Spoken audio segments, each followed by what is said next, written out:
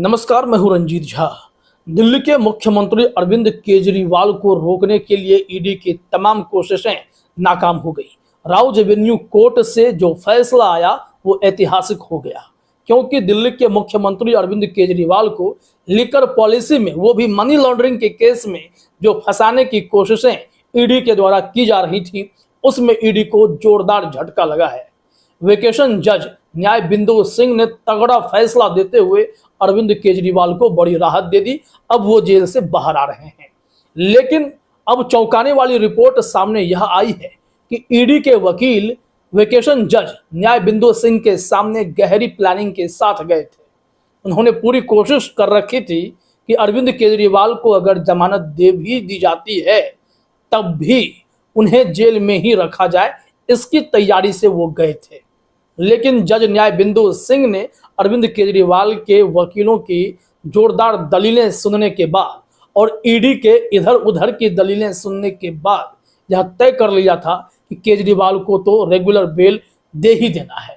और हुआ भी वही, अरविंद केजरीवाल को राहत मिली। लेकिन ईडी ने क्या क्या खेल रचा था वो अभी हम इस रिपोर्ट में आपको बताने जा रहे हैं। क्या प्लानिंग थी, कैसे अरविंद केजरीवाल को जमानत दे दिए जाने के फैसले के बाद भी उन्हें सलाखों के पीछे ही रोकने की पूरी प्लानिंग कर ली गई थी, वो भी अभी हम बताते हैं। लेकिन साथ ही साथ इस रिपोर्ट में यह भी जान लीजिए कि अरविंद केजरीवाल अगर जेल से बाहर आएंगे तो लिकर पॉलिसी के फाइल को अभी ईडी और सीबीआई ने बंद नहीं किया है। लिहाजा इस मामले में कुछ दिशा निर्देश भी जारी किए गए हैं, वो भी हम आपको बता रहे हैं कि जज न्याय बिंदु सिंह ने अरविंद केजरीवाल के लिए क्या दिशा निर्देश भी जारी किए। 3 अहम बिंदु बताएंगे आपको। एक तो दिशा निर्देश क्या जारी किया गया है, दूसरा पॉइंट ये कि ईडी की साजिशें क्या थी, और तीसरी बड़ी बात, रेगुलर बेल मिलने का सबसे बड़ा मतलब क्या होता है, सबसे बड़ा फायदा अरविंद केजरीवाल के लिए और आम आदमी पार्टी के लिए क्या है। तो सबसे पहले रेगुलर बेल के मायने समझ लीजिए। यहाँ पर अरविंद केजरीवाल को अगर नियमित जमानत दिल्ली कोर्ट से मिली है तो इसका मतलब क्या होता है। हिंदुस्तान ने लिखा है कि आप संयोजक केजरीवाल को नियमित जमानत से आम आदमी पार्टी और उसके सहयोगियों को मोदी सरकार पर प्रहार करने का मौका मिलेगा, क्योंकि कठोर धन शोधन रोकथाम अधिनियम की धारा 45 के अनुसार जमानत केवल तभी दी जा सकती है जब न्यायाधीश को प्रथम दृष्टया संतुष्टि हो जाए कि आरोपी ने अपराध नहीं किया है और यह कि संभवतः वह जमानत पर रहने के दौरान कोई अपराध नहीं करेगा। ईडी ने केजरीवाल को 21 मार्च को गिरफ्तार किया था, लेकिन बीच में सुप्रीम कोर्ट से अरविंद केजरीवाल को राहत मिली थी।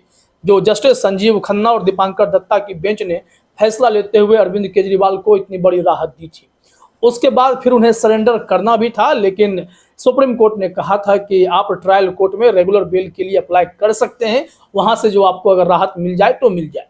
और सबसे बड़ी बात यह है कि जैसे ही जज चेंज हुए, इससे पहले कावेरी बाबेजा मैडम अरविंद केजरीवाल का केस देख रही थी, वो छुट्टी पर गई, तो वेकेशन जज के तौर पर महिला जज न्याय बिंदु सिंह जब वहां मौजूद थी तो उन्होंने इस केस की गंभीरता को तुरंत परख लिया और फैसला जोरदार कर दिया। उन्होंने ऐलान भी कर दिया था कि मैं किसी और की तरह फैसला सुरक्षित रखने में यकीन नहीं रखती हूं, मुझे इस मामले में फैसला करना है तो करना है। और उन्होंने ईडी की दलीलें एकदम से दरकिनार कर दी, क्योंकि उन्हें मालूम था कि ईडी इधर उधर की बातें सिर्फ करती है, साक्ष्य के तौर पर 1 रुपए का सबूत ईडी के पास नहीं है। कहीं से कहीं कनेक्शन जोड़ जोड़ कर सिर्फ संभावनाओं के मकर जाल में घेर कर अरविंद केजरीवाल को सलाखों के पीछे रखने की कोशिशें चल रही थी। जब ईडी की दलीलें काम नहीं आई तो उसके बाद ईडी ने नया शिगुफा कोर्ट रूम में छेड़ दिया। अब वो क्या था जिसके चलते अरविंद केजरीवाल जेल में ही रह जाते। अगर जज न्याय बिंदु सिंह अपने पारखी नजरों से ईडी की चालाकी को नहीं भांप जाती तो निश्चित तौर पर अरविंद केजरीवाल के लिए बाहर निकल पाना बड़ा ही मुश्किल होने जा रहा था। क्या था मामला? दरअसल मामला यह था कि अरविंद केजरीवाल को जैसे ही जमानत मिली, ईडी के वकील साहब कहने लगे जज मैडम से कि 48 घंटे कम से कम जो है आप अपने ही आदेश पर रोक लगा दीजिए, ताकि इस दौरान ईडी के वकील ऊपरी अदालत का दरवाजा खटखटाकर वहां से अरविंद केजरीवाल को रोकने की कोशिश करने वाले थे। देखिए यहाँ पर हिंदुस्तान ने भी लिखा है कि अरविंद केजरीवाल के जमानत आदेश पर 48 घंटे के लिए रोक लगाने का प्रवर्तन निदेशालय का आग्रह भी खारिज कर दिया गया। ईडी 48 घंटे की रोक के दौरान ऊपरी अदालत जा सकती थी। अब ईडी के इस गहरी प्लानिंग को आप समझिए, क्या मकसद था कि 48 घंटे तक अरविंद केजरीवाल को रोक के रखते हैं और 48 घंटे के दौरान अदालत से चाहेंगे, ऊपरी अदालत से, खासकर दिल्ली हाईकोर्ट जाते तो जस्टिस स्वर्णकांता शर्मा यह केस फिर से सुनती और कहती कि भाई ट्रायल कोर्ट ने ऐसा आदेश कैसे पारित कर दिया, इस आदेश को हम निरस्त करते हैं, अरविंद केजरीवाल को कोई राहत नहीं मिलेगी। ऐसी प्लानिंग हो रही थी। लेकिन उससे पहले ही अरविंद केजरीवाल के लिए बाहर निकलने का रास्ता जज न्याय बिंदु सिंह ने साफ कर दिया। उन्होंने ऑर्डर अपना दे दिया है और इस ऑर्डर के बाद अरविंद केजरीवाल के लिए सबसे राहत की खबर यह है कि कुछ महीने बाद अगर दिल्ली में विधानसभा चुनाव होने जा रहे हैं तो वहां केजरीवाल अपनी पार्टी के लिए संजीवनी फूंकने का काम करेंगे ताकि फिर से जनता के बीच वो जाकर अपने लिए वोट मांग सकें और जो सियासत वो कर रहे हैं कर सकें। हालांकि बीजेपी को यह चीजें नागवार गुजरी हैं।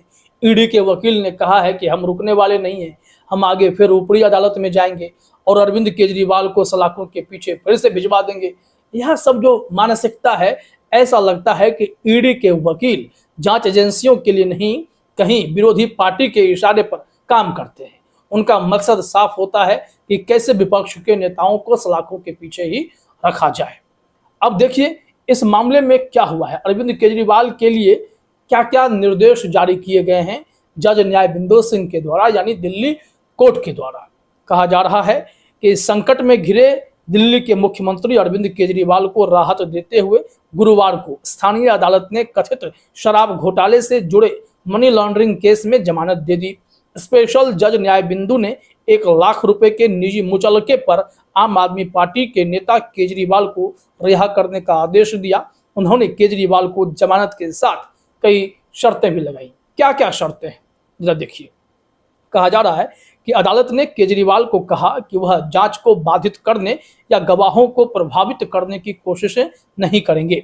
विशेष न्यायाधीश ने केजरीवाल को यह भी निर्देश दिया कि जब भी जरूरी होगा वह अदालत में पेश होंगे और जांच में सहयोग करेंगे। और सबसे अच्छी बात यह है कि जज न्याय बिंदु के फैसले में जो अदालती निर्देश होते हैं सिर्फ उतनी ही बातें हैं। लेकिन इसके अलावा अरविंद केजरीवाल के लिए अच्छी खबर यह है कि सुप्रीम कोर्ट की तरह इन्हें कोई दिशा निर्देश नहीं दिया गया है कि वो अब इस मामले को जनता के बीच रख पाएंगे या नहीं। क्योंकि पहले तो यह कहा गया था कि मनी लॉन्ड्रिंग का केस हो या लिकर पॉलिसी का केस, इससे जुड़ी कोई भी बातें आप सार्वजनिक तौर पर नहीं बोल सकते हैं। लेकिन अब वो सार्वजनिक तौर पर कह सकते हैं कि मुझे नियमित बेल मिली है, मैं रेगुलर जमानत पर आया हूं, इसका मतलब है कि अब मैं लंबे समय के लिए बाहर हूं। कोई मुझे 10 दिन 15 दिन का वो बेल नहीं मिला है कि मुझे फिर वापस जेल ही जाना पड़ जाए।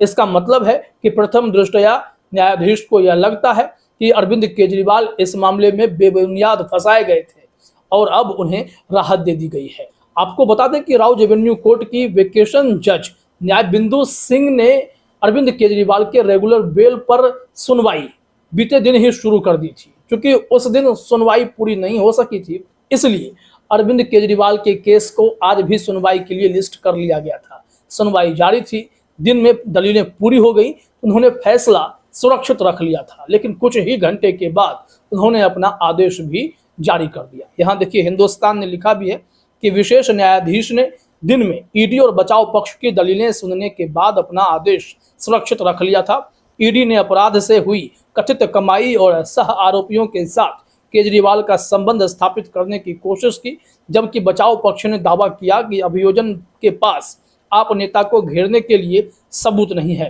केजरीवाल के वकील अब जमानती बॉन्ड भरकर अरविंद केजरीवाल को तिहाड़ जेल से बाहर ले आएंगे, उन्हें रिहा किया जाएगा। लेकिन दूसरी तरफ ऐसी संभावना जताई जा रही है कि ईडी आने वाले दिनों में ऊपरी अदालत में इस जमानत आदेश को चुनौती भी दे सकती है।